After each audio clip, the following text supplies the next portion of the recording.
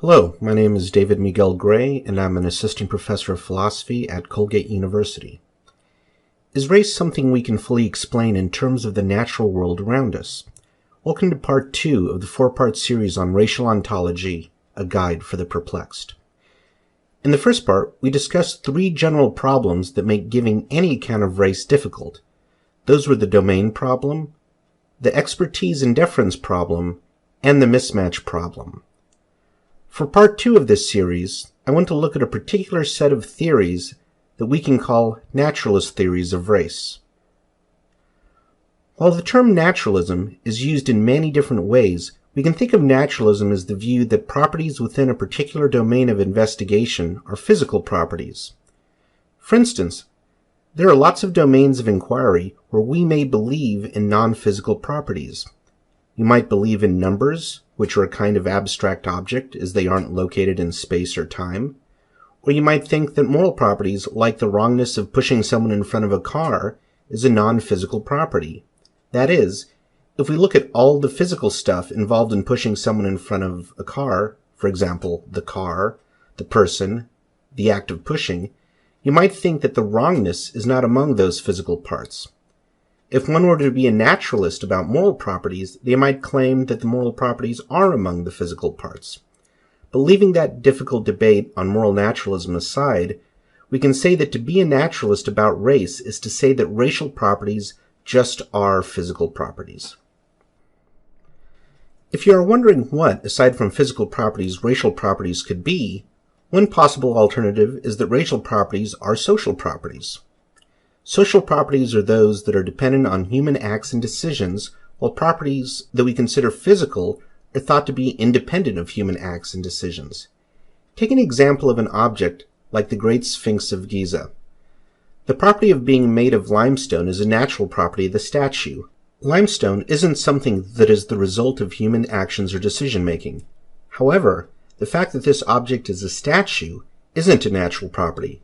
Someone decided to shape the limestone into a couchant sphinx. So what's the upshot of thinking of races as being composed of natural properties? Well, that means that races exist independently of any human actions or decision-making processes. Races are something in the world that natural scientists can investigate and discover. The opposing view would be that races are created by people, which will be the topic of the third video.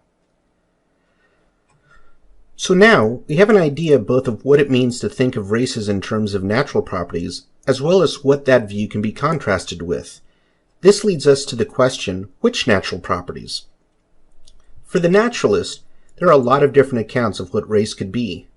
Before the 20th century, when race seemed to be studied primarily by natural historians, the following features were associated with racial naturalism. 1. Races have either natural essences or some set of observable natural properties that are shared by all or most members of that race. 2. These natural properties are inheritable. 3. These natural properties place races into a hierarchical system where they can be differentiated in terms of physical, behavioral, intellectual, and moral characteristics. Now, I'm not going to spend any time on these older views as they aren't currently held for any scientific reason. Nowadays, they only pop up infrequently among those who have a limited and/or motivated understanding of biological properties. If you would like to read more about this, I'd highly recommend Michael Udell, Dorothy Roberts, Robert DeSalle, and Sarah Tishkoff's Taking Race Out of Genetics, Ned Block's How Heritability Misleads About Race, and Alan Templeton's Biological Races in Humans. This leads us to what some philosophers like Josh Glasgow have called the new biology of race. Unlike the old biology of race, the new biology holds that races have natural properties that are common to most members of that race. These natural properties give us no reason to think that any intellectual, moral, or behavioral characteristics can be attributed to races in virtue of shared natural properties. While there are many possible accounts of which natural properties could be used to define race, one approach that has gained a following is to think of races as partially defined or caused by reproductively isolated breeding populations. What's that?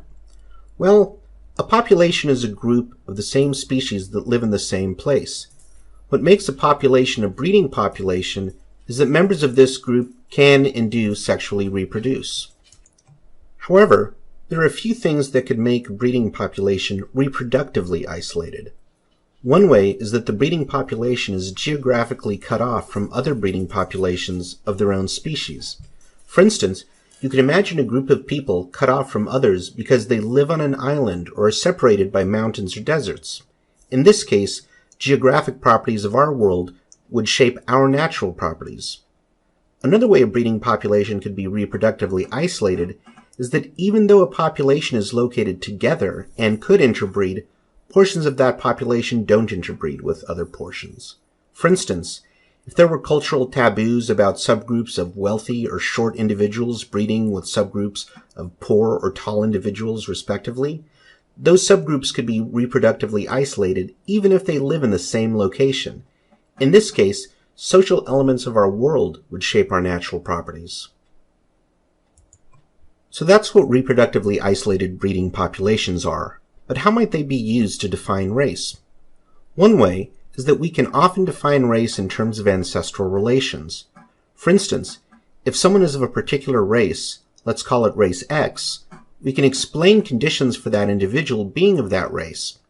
If one's parents are both of race X, then one is also of race X.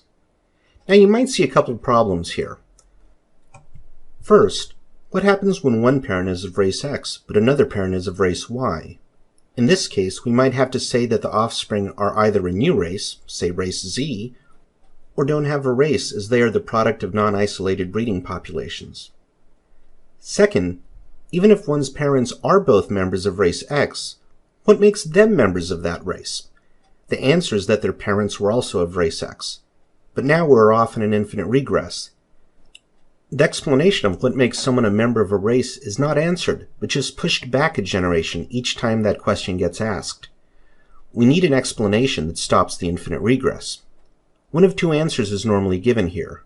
One option is to say that one's ancestor is a member of race X in virtue of sharing simple phenotypic or observable properties, specific to other members of one's reproductively isolated breeding population.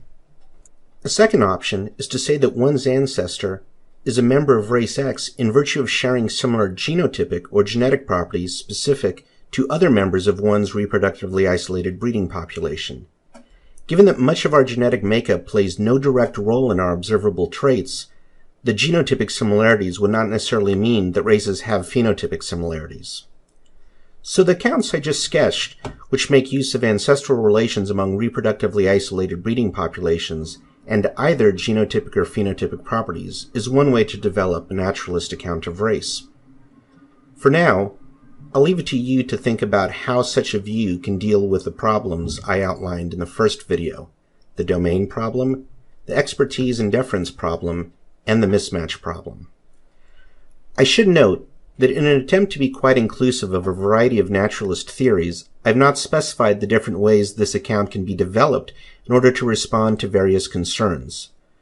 For three accounts that make use of the naturalist ideas sketched here, see Philip Kitcher's Race, Ethnicity, Biology, and Culture, Robin Andreassen's The Meaning of Race, Folk Conception and the New Biology of Race, and Quayshawn Spencer's A Radical Solution to the Race Problem.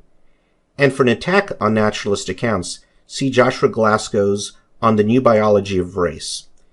In Part 3, we'll discuss social theories of race.